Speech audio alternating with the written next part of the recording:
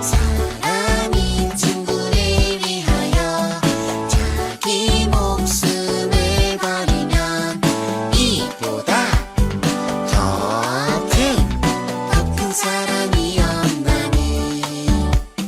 사람이 친구를 위하여 자기 목숨을 버리면 이보다 더 큰 사랑이 없나니. 요한복음 15장 13절.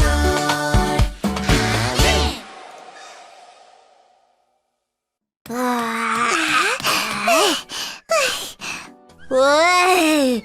힘들다 힘들어. 집을 지으면 정말 멋지고 좋은데 역시나 짓는 일은 정말 힘들구나. 그래도 폴랄라, 우리 끝까지 힘내보자. 지금까지 정말 잘해왔잖아. 그래 맞아, 끝까지 힘내야지. 고마워 따르야, 다시 힘내볼게. 좋아 좋아, 그럼 우리 어서 키맨을 불러보자. 도와줘요 키맨.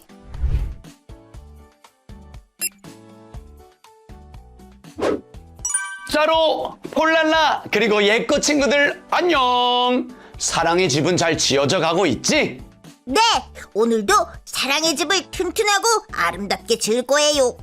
맞아요. 힘들어도 포기하지 않을 거예요. 얍얍! 우와, 끝까지 포기하지 않는 마음 정말 멋진데? 그렇다면 나도 오늘의 질문을 줄게. 자, 오늘의 질문이야. 예수님을 믿는 사람들이 끝까지 포기하지 말고 계속해야 하는 일이 있어. 그것이 무엇일까? 끝까지 해야 하는 일이요? 착하게 사는 거? 아니면 열심히 기도하는 거? 오, 짜루폴랄라는 그렇게 생각하는구나. 그럼 예꼬 친구들은 무엇이라고 생각해? 오, 모두 잘 대답했어. 좋아. 그럼 오늘 예배를 통해 우리가 끝까지 포기하지 않고 해야 할 일이 무엇인지 함께 알아볼까? 두 손을 높이 들고 함께 카운트다운을 외쳐보자. 카운트다운 시작!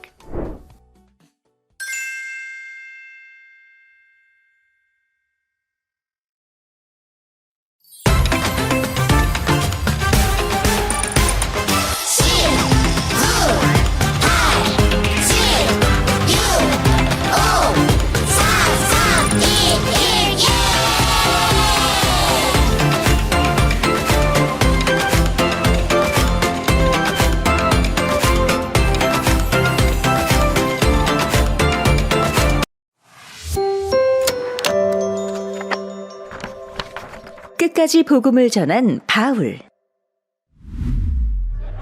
예수님을 전하는 바울이 미웠던 사람들은 바울을 감옥에 갇히게 했어요. 아무 죄 없이 갇힌 바울은 재판을 받게 되었어요. 아그리빠 왕이시여, 그리고 이 자리에 함께 하신 여러분, 이 사람을 보십시오. 많은 사람이 이 사람에게 큰 벌을 주라고 합니다. 하지만 저는 바울이 죽임을 당할 만큼 큰 죄를 지었다고 생각하지는 않습니다. 여기 계신 여러분과 아그리빠 왕께서는 어떻게 생각하시는지 궁금합니다. 바울의 이야기를 직접 들어보고 싶구나. 바울이 어떤 말을 할지 궁금하군. 그러게 말이오. 아그리빠 왕의 말에 모두의 시선이 바울을 향했어요. 바울의 두 손은 쇠사슬에 묶여져 있었지만 조금도 겁먹지 않았어요. 바울은 큰 소리로 이야기하기 시작했어요. 아그리빠 왕이시여, 부디 제 말을 끝까지 들어주세요. 저는 어렸을 때부터 하나님 말씀을 열심히 읽고 지키려고 했습니다. 하지만 저는 예수님을 믿지 않았습니다. 그리고 예수님을 믿는 사람들을 감옥에 가두고 괴롭혔습니다. 정말 나쁜 일을 했어요. 그러던 어느 날 저는 예수님을 만났습니다. 사울아, 사울아, 네가 어찌하여 나를 괴롭히느냐? 당신은 누구십니까? 나는 네가 괴롭히고 있는 예수란다. 사울아, 일어나거라. 내가 이렇게 너에게 나타난 것은 너를 나의 일꾼으로 삼아 나를 전할 수 있게 하기 위해서란다. 왕이시여, 저는 예수님의 말씀에 순종해서 모든 사람에게 예수님을 전했습니다. 예수님께서 십자가에서 고난을 받으시고 다시 살아나셔서 우리의 빛이 되신다는 말씀 말입니다. 바울은 자신을 감옥에 가두고 재판에 서게 한 사람들 앞에서도 당당하게 예수님을 전했어요.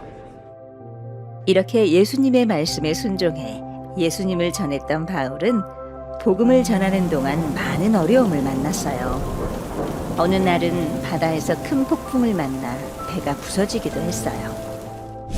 또 아무것도 먹지 못해 배고프고 목이 마르는 날도 있었죠. 하지만 바울은 끝까지 복음을 전했어요. 어떤 상황에서도 복음을 전했던 바울을 통해 많은 사람들이 예수님을 믿게 되었어요.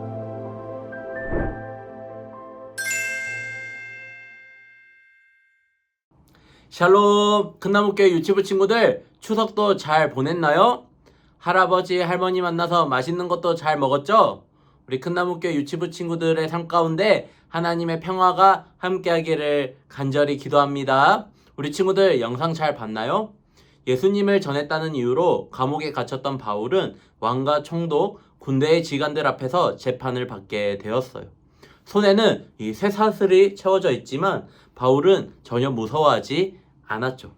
아그리빠 왕이 바울의 이야기를 직접 들어보고 싶다고 하자 바울은 용기 있게 말하기 시작했어요. 저는 어릴 때부터 하나님의 말씀을 열심히 읽었지만 예수님을 믿지 않았어요. 오히려 예수님을 믿는 사람들을 감옥에 가두고 괴롭혔어요. 하지만 예수님은 그런 저를 만나 주셨어요. 그리고 저를 예수님을 전하는 사람이 되게 해주셨죠. 이렇게 바울은 이 자신을 감옥에 가둔 사람들 앞에서 당당하게 예수님에 대해 전했어요. 그리고 바울은 큰 소리 쳐서 이렇게 외쳤어요. 저는 예수님의 말씀에 순종해서 다 모든 사람에게 예수님을 전했어요. 예수님께서 십자가에서 죽으시고 다시 살아나셔서 부활하셔서 우리의 빛이 되신다는 그것을 전했습니다. 바울은 재판을 받는 무서운 상황에서도 불구하고 두려워하지 않고 담대하게 예수님의 복음을 전했어요. 친구들, 바울은 이 복음을 전하면서 정말 많은 어려움을 겪었어요. 바다에서 큰 폭풍을 만나 배가 부서지기도 했고 아무것도 먹지 못해서 배가 고프고 물을 마시지 못해 목이 마른 날도 많이 있었죠. 하지만 굶주리고 지쳐도 바울은 계속해서 복음을 힘있게 전했어요. 어떤 힘든 상황에서도 포기하지 않았죠. 어떤 상황에서도 포기하지 않고 끝까지 복음을 전한 바울을 통해 많은 사람들이 예수님을 믿게 되었어요. 친구들, 바울을 보면 정말 대단한 사람 같지 않나요? 쇠사슬에 묶여 재판을 받으면서도 복음을 전했고 큰 폭풍 속에서도 배가 부서져도 포기하지 않았어요. 여러 날 굶주리고 목말라도 계속해서 예수님을 전했어요. 하지만 친구들, 바울도 처음부터 이런 사람은 아니었어요. 친구들, 바울이 처음에는 예수님을 믿지 않았던 것을 기억하나요? 바울은 오히려 예수님을 믿는 사람들을 괴롭히고 감옥에 가두는 나쁜 일을 했답니다. 그런데 그랬던 바울이 예수님을 만났어요. 예수님을 만난 바울은 완전히 새로운 사람이 되었죠. 예수님께서 바울의 모든 잘못을 용서해 주시고 너를 나의 일꾼으로 삼아 나를 전하게 하려고 한다라고 말씀해 주셨어요. 특별한 임무를 주셨어요. 이것을 우리는 사명이라고 해요. 목사님을 따라해 볼까요? 사명. 바울은 예수님의 사랑과 하나님께서 주신 특별한 임무, 바로 이 사명을 기억했기 때문에 바울은 끝까지 감옥에서도 자신의 재판 앞에서도 예수님을 담대하게 전할 수 있었어요. 그런데 친구들, 놀라운 소식이 또 하나가 있어요. 바로 우리 친구들도 바울과 똑같다라는 거예요. 우리도 바울처럼 예수님의 큰 사랑을 받았어요. 예수님은 십자가에서 우리의 모든 죄를 깨끗하게 해주셨어요. 우리를 위해 죽으신 예수님을 인해 우리의 모든 죄는 용서받았고 우리는 하나님의 자녀가 되었죠.